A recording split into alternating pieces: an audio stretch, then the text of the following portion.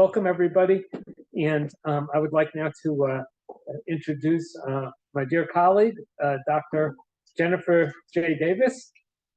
Dr. Davis is a historian of early modern France and its Atlantic Empire, the University of Oklahoma, and serves as co-editor of the Journal of Women's History, published by Johns Hopkins University Press. In 2013, she published Defining Culinary Authority, The Transformation of French Cooking, 1650 to 1830, which provides a social history of French cooks. Her forthcoming book, Bad Subjects, Libertine Jews in the French Atlantic, 1619 to 1804, asks what it means to be identified as a libertine in early modern France and the French Atlantic Empire. Both books, tasty and racy, interrogate the social and legal consequences of the Enlightenment and the French Revolution in broad chronological and geographical frameworks. A recipient of the Regents Award for Superior Teaching, and I can say a lot of the members of our department go to Jennifer for pedagogical advice. Dr. Davis teaches courses on European history, the French Revolution, Napoleon, the European Enlightenment, and women's and gender history. And so I'm very pleased to introduce Dr. Jennifer Davis.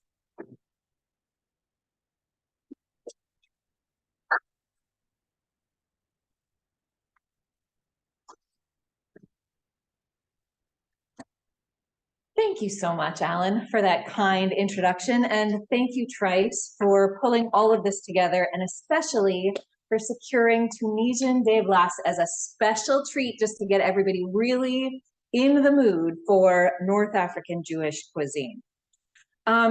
So you'll notice that nowhere in Dr. Levinson's introduction of me did he mention specialties in North Africa or Jewish foodways. And that's because my story of how I came to this subject, one of the most delicious research subjects that I've tackled in the past decade,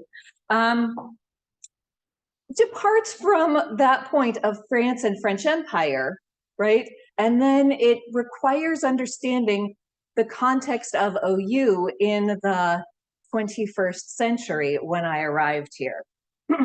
So I'm a historian of early modern France by training. And I spent a lot of time reading cookbooks in researching my first book about French cooks, alongside police records. So in 2012, when Professor Noam Stillman dropped by my office and asked if I might consider writing up an encyclopedia article on Algerian Jewish cuisine, I politely declined. He said, "That is not what I do. I don't know anything about that." "No problem," he said. He'd get me started on the bibliography. You all may have had conversations like this with Professor Stillman, so you know that I, at that point, could not say no, right? And I'm very glad that I did not. Professor Stillman acknowledged my concerns, but he also knew that the work I had done in early modern France and the reading of cookbooks would actually translate to this different time, different context. So he got me started with a bibliography. I found the research fascinating, dove right in, and built out that bibliography so that I would have something important to say in the encyclopedia article. I finished the article about Algeria that year, always cooking a couple key dishes, just to get a sense of how key elements worked together. I followed that up with an article on Moroccan Jewish cuisine, and this past year I undertook an article on Tunisian Jewish cuisine. All right, and so today I want to just share a few insights from that work. I'm going to begin with a broad overview of the history of Jewish North Africa, identify a few distinguishing features between the cuisines of Algeria, Morocco, and Tunisia, and then I'll focus on some of the most notable foods and culinary customs that developed in each locale. All right, so see if I can advance here.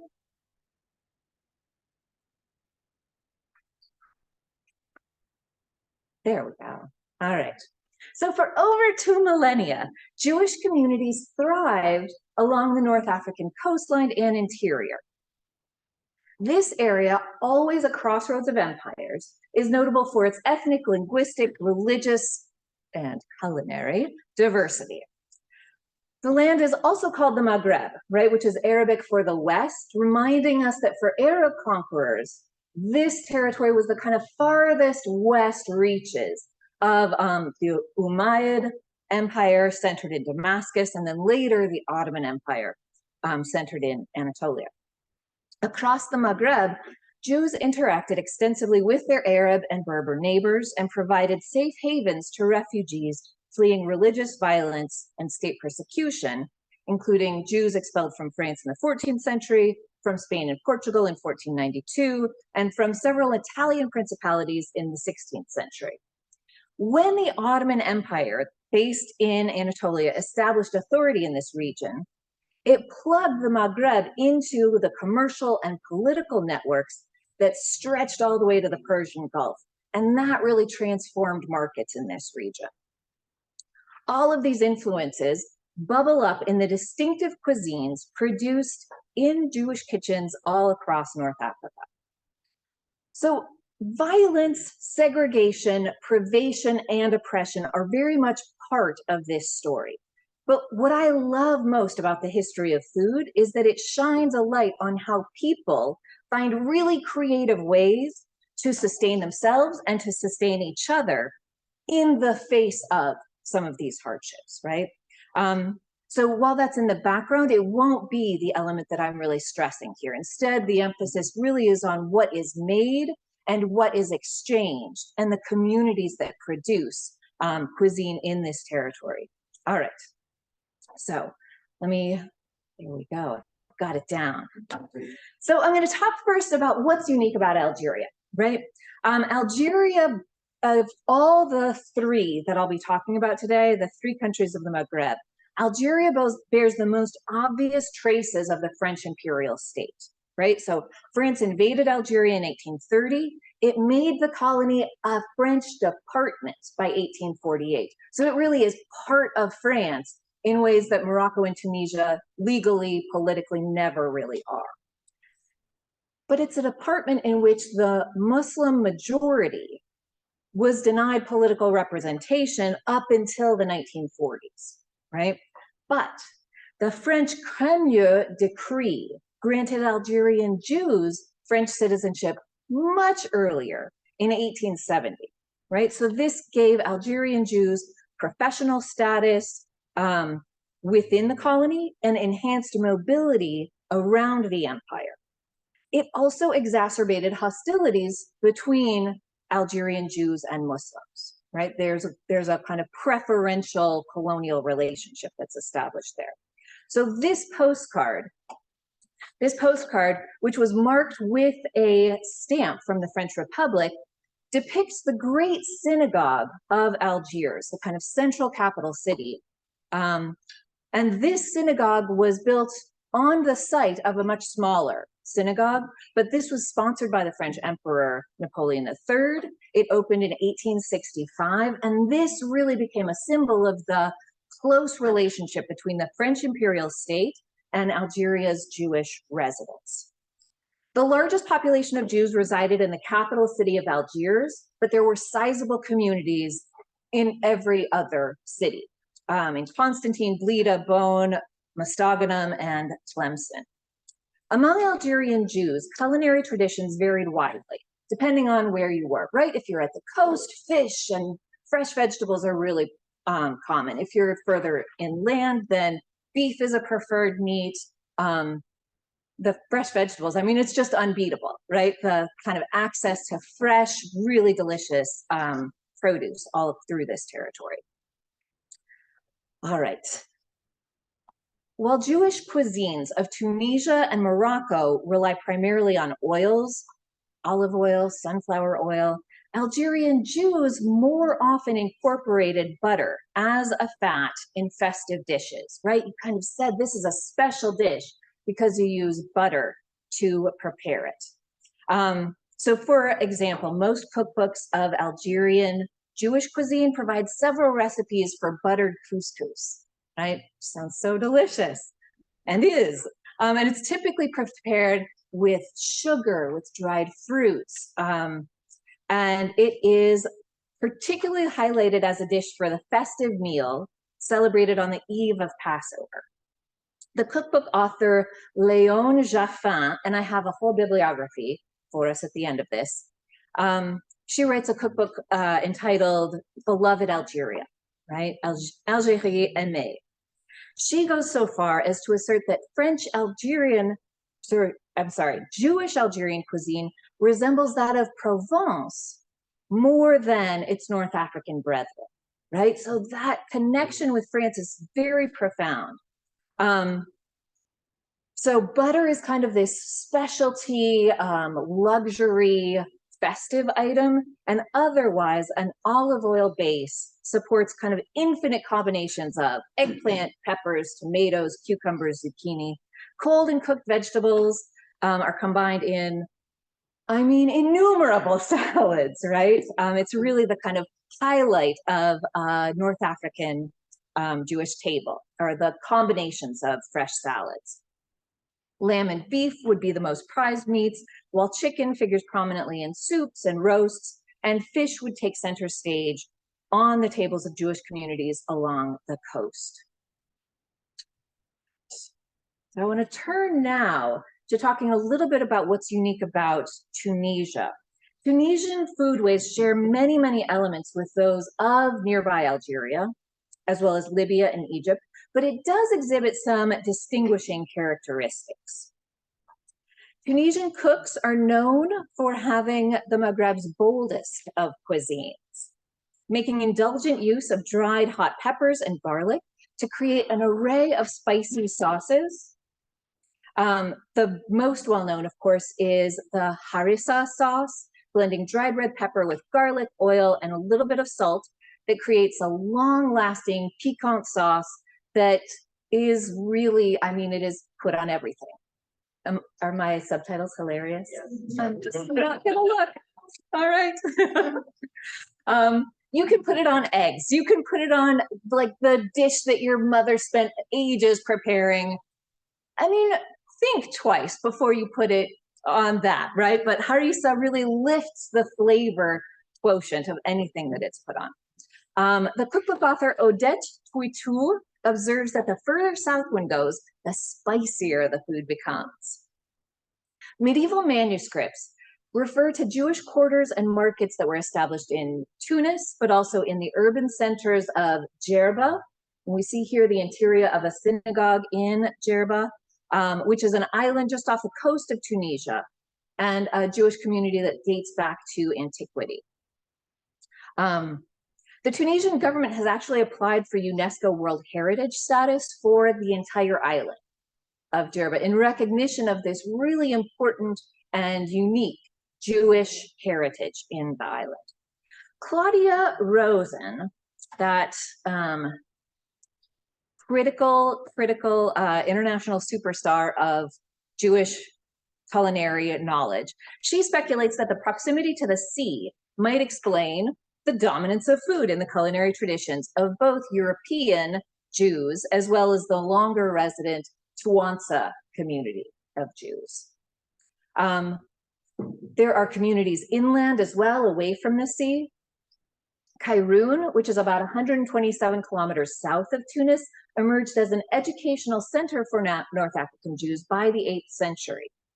But seasonal migration to the coast really punctuated the yearly rhythms for just about everybody. So even if you live in Kairoun, your family would probably go stay with a relative on the coast just for that change of climate. And these travels, kind of seasonal travels, are very much remembered with nostalgia by the folks who write these cookbooks. All right.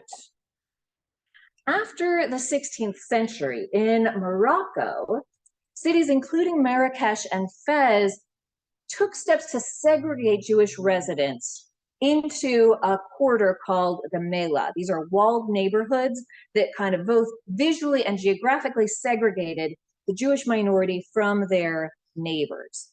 Within these mellahs, Jews exerted a great deal of autonomy over their religious practices and consolidated culinary customs. Following expulsion from Spain and Portugal, Sephardi refugees brought with them ingredients and techniques that had been influenced by Andalusian elite culinary traditions, which had really emerged over centuries in the Iberian Peninsula. The combination of meat, dried fruits, and sweeteners was characteristic of this cuisine and adapted really well to Moroccan markets and palates. Plus, international trade networks brought Moroccans access to pungent spices from the East, so black pepper, mace, nutmeg, and the early incorporation of New World items through Spain, but included tomatoes, peppers, and spices including paprika and cayenne pepper. Morocco kind of occupied this middle ground, right, between the far Eastern trade networks and the new Western trade networks. All right, so that's the kind of very brief story identifying a couple of the distinguishing characteristics of these three cuisines. I want to spend most of my time today talking about what brings these cuisines together, right? What is shared? Because the cuisines of Jewish residents of North Africa, right, in Morocco, Algeria, and Tunisia, shared so much with their Arab and Berber neighbors. So in terms of ingredients, that would include cilantro, right, chopped up and put into everything, parsley, bitter greens, and culinary utensils as well, including the tagine, right, which is this kind of conical clay vessel that you slow cook meats in. Those are common across North Africa and across religious communities. Moreover, all of these individuals shared access to long-distance trade routes that brought spices, sugar, coffee, and tea from Arabia and India. The ubiquity of Ras el Hanout, right, which is the spice combination that literally means head of the shop, right, the kind of merchant's proprietary mix, is one of the unifying features that you find in every household, right? That everybody would kind of go to the spice shop and purchase an ounce of Ras el Hanout. So what is Ras el Hanout? This is a secret. Nobody knows what's in Ras el Hanout. You can buy it at the International Pantry. They sell something that's called Ras el Hanout. But the specific ingredients, the specific proportions are going to vary significantly shop by shop. So you go to the place where you know they put my like desired level of cumin to rose petals in this combination, right? So acknowledging that there is a great deal of variety, you're going to almost always see coriander seeds mixed with salt, turmeric, black pepper, cinnamon, cumin, ginger, and cardamom, all of those together, right, in kind of 1 to 1/2 proportions, right? So a teaspoon of cumin with a teaspoon sounds ridiculous in the kind of culinary tradition that we're talking about, but other merchants might add in allspice, which would lend a bit more complexity and a bit of a bitter tone to the mix. Others might add white pepper, nutmeg, mace, rose petals, cloves would go in, orange peel, dried orange peel, chili powder, and paprika, but not in Algeria, because they're not spicy in Algeria, right? All of those then go together to form Ras el Hanout. And you can see the appeal, right? You don't have to buy each of these separate ingredients and grind them up yourself. You just go to the shop, you buy an ounce of it, and you go home and make your dish.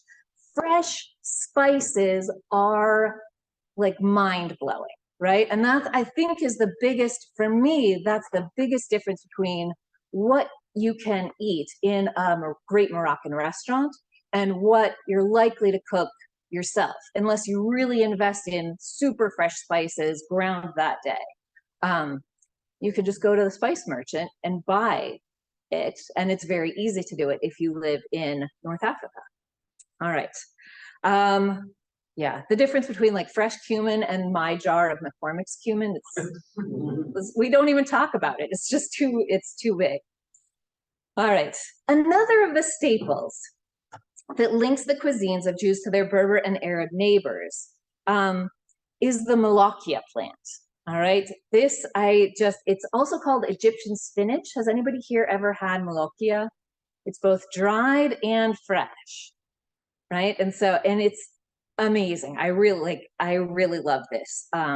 It is a deep green, high protein vegetable that's consumed as a fresh leafy green, and you can also dry it, and it's powdered and kind of used as a thickening agent / seasoning. Okay. It's described by some authors as a cross between spinach and okra. Okay, because it releases kind of mucilaginous thickening agents as it cooks. And this provides such deep, complex flavor and nutritional value to the composed dishes that it is added to. In cookbooks by both Jacqueline Bismuth and André Zana-Morat, recipes for Molokhia recommended combining 100 grams of dried Molokhia to 150 milliliters of olive oil. So does that give you a sense of the proportion? I mean, we're talking about like lots of dried Molokhia here. And that would be your flavor base for a beef stew. So tasty. Okay. Additions of harissa, garlic, bay leaf, orange peel, dried mint, or coriander would lend further complexity to this green, saucy beef stew. It's then served with bread, Zana-Morat observes. This dish is nicknamed the everlasting in Italian, right? And Bismuth praises the dish as one of the most refined of Tunisian cuisine. Okay, so there are variations in tagine preparations as well between these three nations. So a tagine is just a slow-cooked stew, right? And it's served in those kind of North African clay vessels with the cone top. Have you all seen these?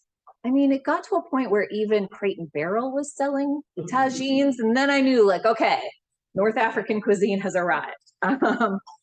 But Moroccan preparation of lamb tagine with prunes and almonds is a kind of classic example of how a combination of indigenous ingredients will hit a sweet register, right? That's really to Moroccans' taste preference. So if you're going to characterize, right, you're going to say the Tunisians are spicy, the Moroccans are sweet, and the Algerians are French, and got that kind of French butter thing going on. Okay. So the Moroccan stew is going to make abundant use of cinnamon, allspice, cloves, ginger, cardamom, cumin, as well as some cayenne and honey to flavor the sauce and thicken it.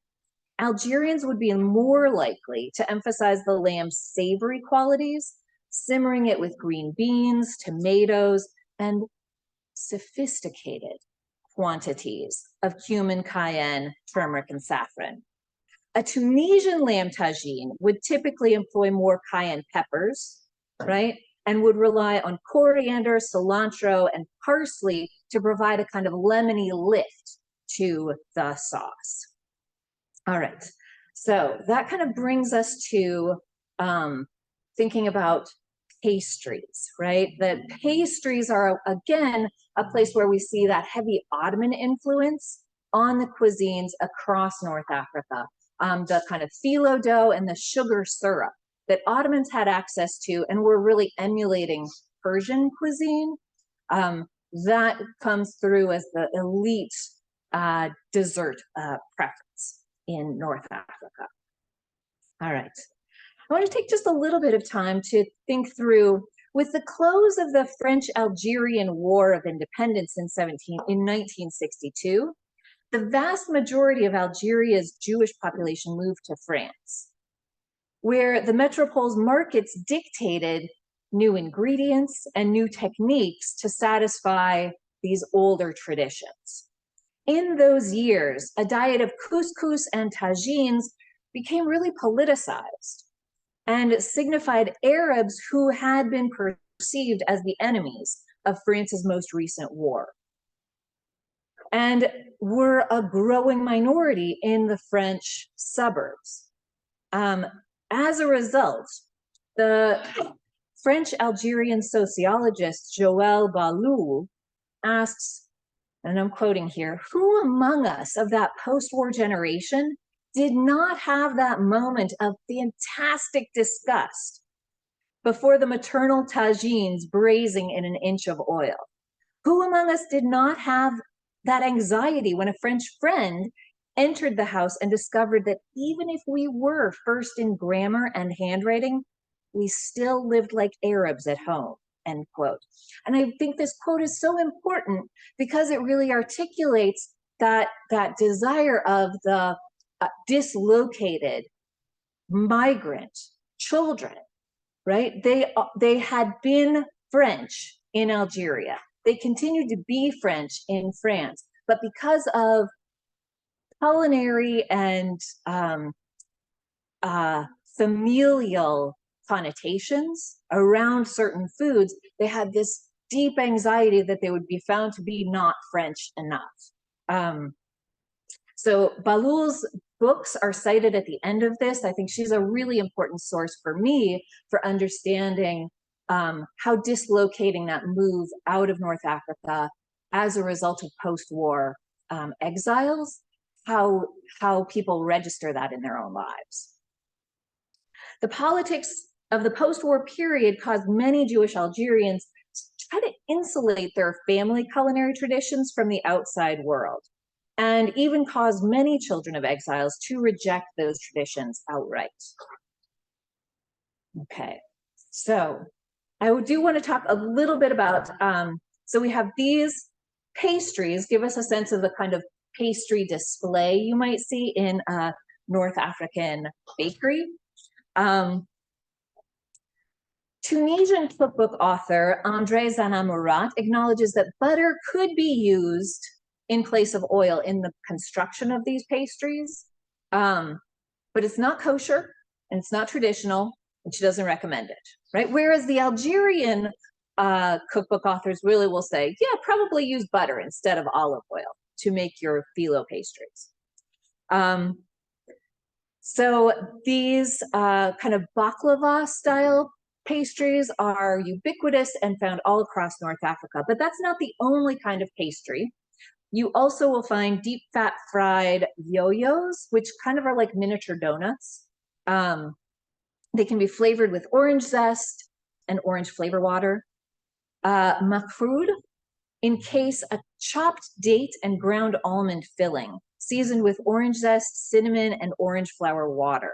These have a sturdy crust of cooked semolina, and they're rolled into long batons before they're sliced, fried, and doused in simple syrup. I mean, and then you put sesame seeds on top. I mean, just when you think it's better, it's as good as it could get, these cooks are like, and then let's put sesame seeds on top of it, right? It's really very indulgent and very labor intensive.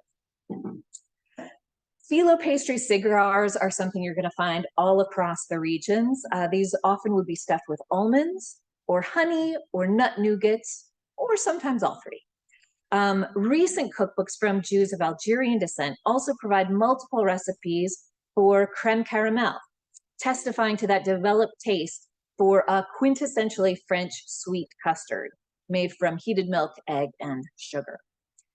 Both the cookbook authors Chantal Clabreau and Léon Jaffin recommended flavoring custard with lemon zest, though, rather than vanilla, which I think really, it's an emblem for me of how you can take something from a French cuisine and still you're going to put that little Algerian Mediterranean stamp on it, right? The lemon zest really kind of lifts the custard, makes it more refreshing, and is a seasoning that is more typical in these Mediterranean markets than vanilla pods. Okay, finally, the déblaces. So déblaces are a really unique pastry that recall the Italian roots of many Tunisian Jews. These are also called tijuelas, fazuelos, manicotti, or deblas. So how do you make deblas? The recipe requires a sweetened egg pastry dough, rolled typing paper thin, and then cut into 1-inch strips. Jacqueline Bismuth recommends that cooks wind a ribbon of dough around a fork to kind of pull it gently into a rose-shaped pattern. Then you're going to release that into a deep fat fryer. The dough will bloom like a pastry flour, but Bismuth cautions it should remain light in color. Don't cook it too much, right? Once it's cooked, the deblas are coated in a sugar syrup, dusted with sesame seeds or chopped pistachios, and these are presented at the end of a meal. And we have some today, thanks to Trice's sleuthing. So I'm very excited about that. All right, let me see here. These are already done. All right. Notable beverages within Maghrebi Jewish communities include profoundly sweet mint tea, stovetop coffee that's thick with grounds and consumed with milk as a kind of sweet breakfast treat, lemonade served or flavored with mint, the ubiquitous limonana, and almond milk. Local alcohols include anisette, wine, of course, and buka, which is a brandy distilled from figs and really marketed by Jewish families in the 19th century to a French imperial audience. After the vineyards of France were devastated by phylloxera in the 1870s, cultivators invested in North African vineyards. And by the 1930s, Algeria was a powerhouse producer of wine. It was the 4th largest producer in the world. 90% of the wine produced in Algeria was destined for that French imperial market.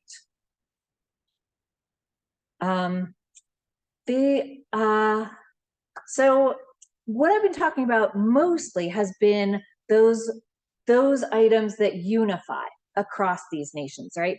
I want to talk a little bit about mofleta though, and this is really unique to the Moroccan context. This is leavened crepe, which is prepared for the last day of the Passover, kind of the ending of Passover, and the first leavened bread consumed would be one of these leavened crepes, also called mofleta. This is served in a festival called Mimuna, right? Which is not canonical, but now, because of the Moroccan diaspora, is known worldwide and is celebrated extensively, especially within Israel and France. It is celebrated with an abundance of pastries and sweets. And because Jews had to get rid of everything in their kitchens, all leavened bread had to be out of the house. It became customary for Muslims to give Jewish friends the gift of a starter dough at the end of Passover, on the evening of Mimuna. And in recompense, the Mimuna table would be set to kind of welcome these friends with their gift. And the table would be set with a platter of flour in which 5 fava beans, 5 dates, 5 ears of wheat, and 5 coins were gathered. And this was a symbol of abundant harvest, right? For the harvest that lay ahead of everyone. The spread would include an abundant array of dairy delicacies, fruits, pastries, candies. Only sweet food was to be eaten on that evening, right? To have a good start to the new year. The star of the Mimuna table was the mofleta, which is a leavened crepe prepared after Passover.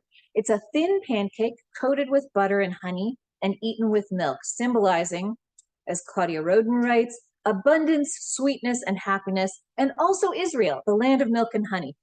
All in one leavened crepe. I love it.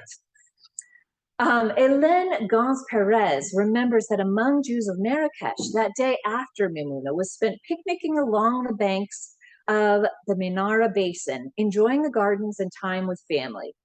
Arab peddlers often would kind of go through the area selling paper cones filled with strawberries, donuts, and fresh water. Israeli citizens, as I said, have adopted the holiday of Mimouna, and now hundreds of thousands of people will fill Jerusalem's Soccer Park for evening festivities on that day every year. But in this context, in the Israeli context, the holiday seems to have lost some of its associations with interfaith festivities and exchange, which was really front and center in the Moroccan celebration, in the Moroccan context.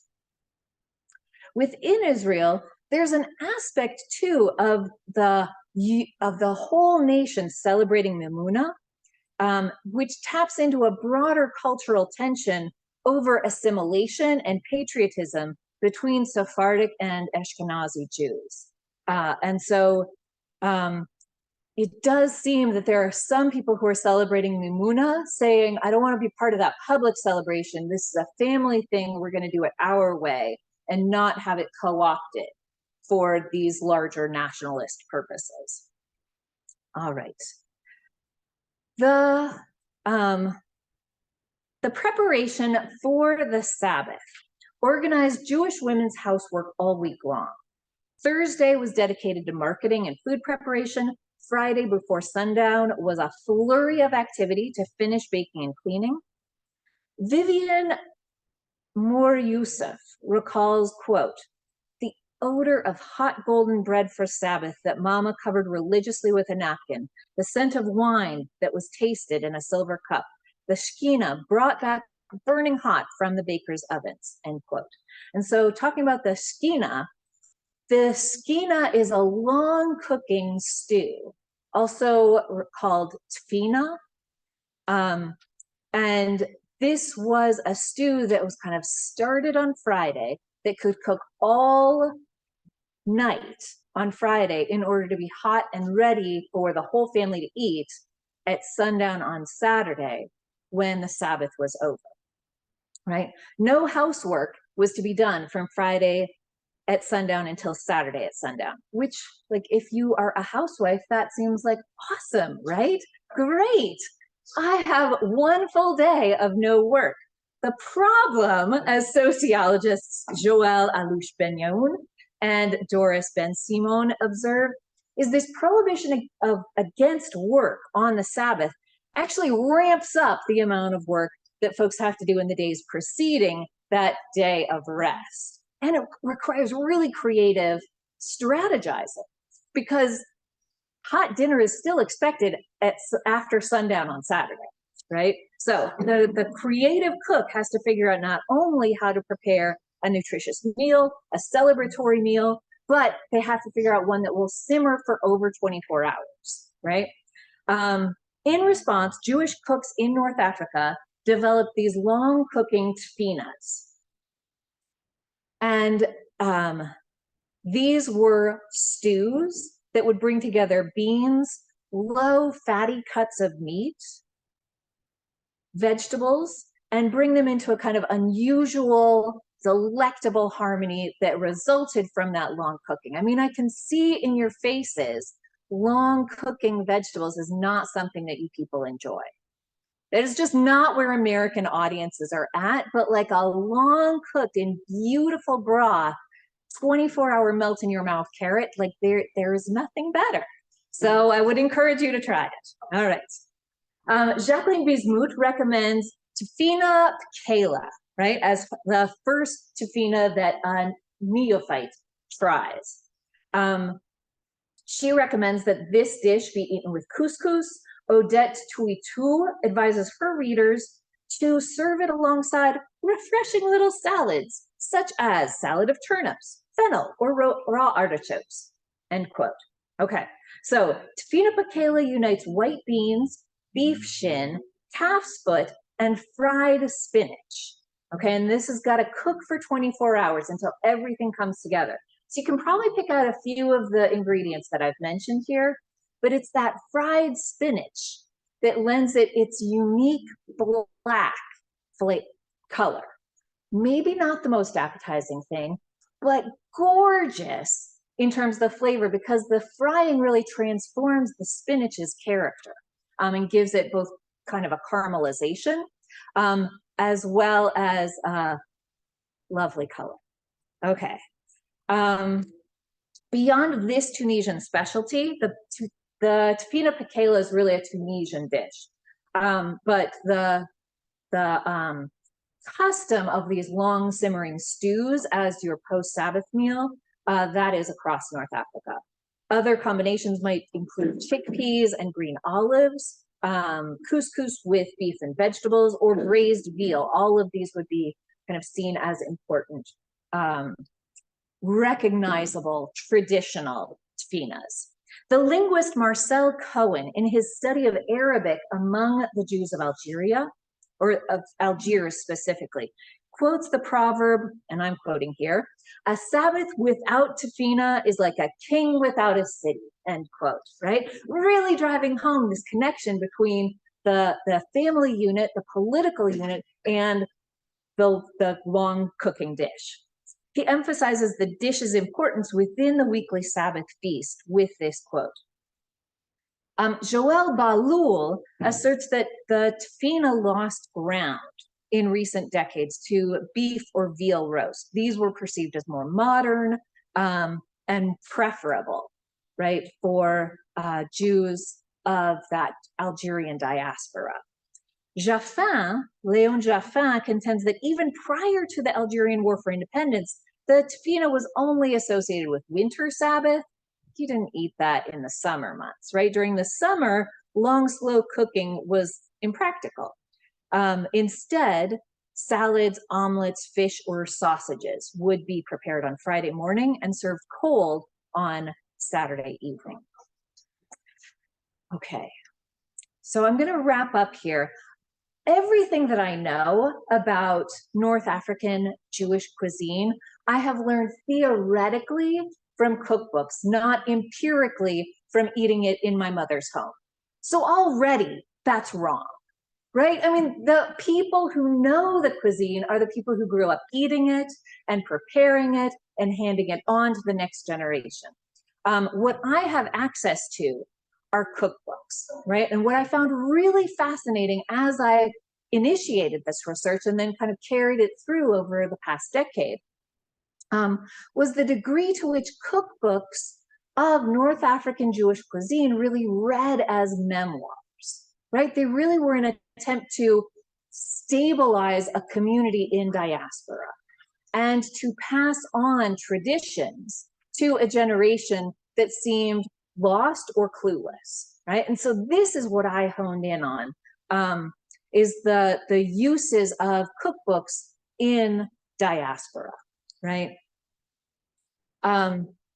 So let me just tell you a little bit about some of those most important cookbooks. In cookbook memoirs, French Algerian culinary traditions really strive to locate the practitioners as French citizens, right? And to identify a way that you could be a French citizen and enjoy couscous. And that is much easier today than it was 40 years ago, right? But that political ambition seems to be really front and center. Comparisons between the old homeland and a new homeland are the kind of running theme of these cookbooks, right? For example, Léon Jaffin observes, fresh tomatoes were available year-round in Algeria. We didn't know how good we had it. How are we supposed to make do in France, where the sun doesn't come out for 6 months out of the year and we only have canned tomatoes to work with, right? But the point of the cookbook is that these authors really are trying to figure out, how do we do that, right? They seek to record Jewish Algerian culinary traditions so that it can be practiced outside of Algeria. And whether that's in France or in Canada or in Israel, the markets are going to be different, and the meaning of those culinary traditions are going to be received differently, right? Cookbook authors almost always assume cooking to be women's work, and they articulate their desire to instruct the next generation in those core duties of cooks as homemakers, despite this distance that they have from North Africa or even from each other. As daughters left home for education or professional aspirations, mothers would despair that the next generation doesn't know how to feed themselves, right? Let alone their own families. Andre Zana Murat imagines a conversation between herself, her daughters, and her own mother. And it's in that moment that she is kind of reflecting, she realizes she hasn't learned what she needs to pass on to the next generation about important family food customs, about how to make a certain dish. Cookbooks, then, I would argue, are intended to speak across those generational gaps. They bridge and recover fading traditions, whether they're fading because children are terrible and don't learn what they're supposed to, or if it's the fading as a result of not living in the place where these foods were provided in the market. Zana Murat writes, "We would like to believe in the immortality of our parents and grandparents, but one day they leave and they take their secrets," end quote.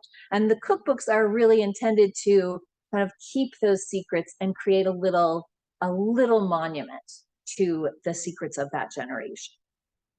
In the pages of cookbooks, authors provide rare glimpses into family tastes and memories tended by women across generations. In these memoirs, authors recall the culinary work of their fathers and grandfathers as well, but that's usually, men don't cook mostly for the family. Men will cook a snack for themselves or a meal for a small cohort, but the work of providing for the whole household, that is women's work. Women work to satisfy a multi-generational crowd. Men cooked quick dishes for themselves or a companion. But even in those quick preparations, they took the steps necessary to achieve maximum flavor, right? Joël Balloul notes that North African Jews in France used cuisine to mediate between preservation, right, of culture and assimilation. And I'm quoting here, alternating between faithfulness to the original Maghrebian tradition and the vivid desire to be recognized as full-fledged French citizens, end quote.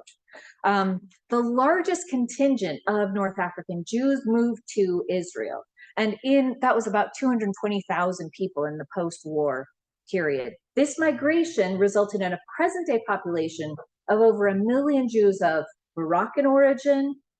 This is the second largest national group in Israel, actually, after Russian Jews, and they have a profound impact on Israeli cuisine and what is seen as local, right, doable within the markets of that place. In some ways, those Sephardic traditions from North Africa are really well positioned to take advantage of the markets in produce and fish, right, that are available within Israel. So in the present day, North African Jewish cuisine, whether it's prepared in North Africa or around the world, provides some of the best evidence of that community's long-term values of interfaith exchange, family festivities, and creative use of local ingredients. That's all. Thank you, guys. So I'm sure that we can share this with anybody who's interested. If you want to read a few more cookbooks. Are you willing to take a few questions? I would be happy to take questions. And sure. So let me open the floor and you can field your own questions, but Great. I was remiss in not inviting people to sample the Debla that tries, I don't know where he acquired them, but he did. And so, to open up for questions, Yeah. but also Snacks. Snacks. Yes. Snacks. Right. So, if I may. Please, yeah. I know this is a little off the topic, but I'm wondering, when the North African Jews relocated to France, in the 50s or 60s Yeah. more, was they came with and kept their own local food traditions? And how about linguistic? Were these communities very comparable in their mix of Arabic and French, or That's a very great different? question. Yeah, that's a great question. So the elites of the Jewish communities in Algeria start sending their kids to French school from the 1870s. So the expectation is that they will be able to operate in that imperial state. Most of them seem to maintain Arabic while they're in Algeria, surrounded by Arabic speaking servants, and it's out on the street. I mean, that's the water in which everybody's swimming. So my sense is that moving to France breaks that connection with Arabic. And not for the parents' generation. A lot of folks continue to speak Arabic in the home, but for the children's generation. So this generation that Balul is from, right, kind of the disgust of the tagine, and doesn't want to have anything to do with Arabic. And it's kind of as an adult that she's able to go back and say, why is that, right? And there's something important going on there that I really felt I had to give up that identity to be respected, to be seen as French. Yeah. Yeah. Yes. I was struck by a kind of an irony of this when the Jews who moved to North Africa in the Renaissance, Right, yeah. developed a cuisine jointly or borrowing from their Arabic neighbors. So that the North African Jewish cuisine was a result of Jews living in North Africa and adopting indigenous customs. Then when they moved to, let's say, Canada, you would think, well, the first thing we want to do is have poutine or whatever, not maintain our old cuisine, but assimilate with our neighbors. And the same thing with with Israel and so on. But somehow this isn't the case. There's a strong tendency to want to keep this borrowed Arabic cuisine when they move to other countries.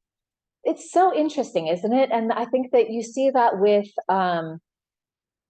lots of communities. Whether I think that there has probably always been an oscillation between innovation and tradition, right? And often women get tagged with the tradition role, and men are more free to kind of experiment with the innovation, if we're stereotyping, right? I think post 1900, 1920, nationalism is so much a part of the organizing structures of the world that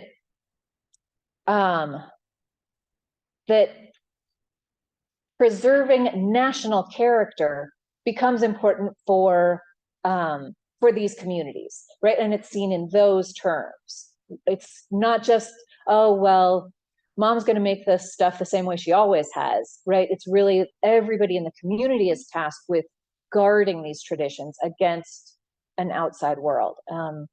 But yeah, I actually think that what I see happening in Israel, the couple of times that I have visited, is that it is a remarkably kind of integrative cuisine, right? That is striving to take advantage of the local markets, striving to bring together people from different communities all around the world, and find its way to a national cuisine that brings it all together. But yeah, there are definite kind of paradoxes at work there, for sure.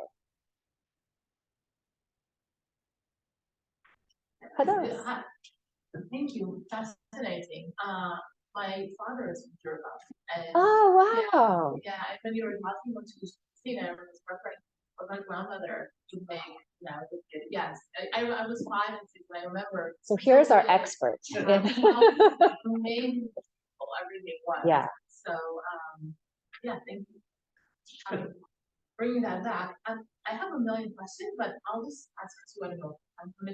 One is, you mentioned that they had, on the evening of Passover, they ate couscous, which is today not considered to be kosher because it's made out of beef, basically. Right, right. And also they use butter when they were. So I was wondering if there were different traditions of keeping kosher. Yes, yes. So I cut that part of my talk, but there definitely is. It's almost a point of pride among Algerian Jews that they adopt a flexible approach to kosher law. I think this is the best way to say it, right? Is that depending on the time and place, and depending on the people that you're in community with, that butter, the kind of strict segregation of milk and or meat and dairy, right? That you don't hold that. You don't hold your community to that. You don't hold outsiders to that.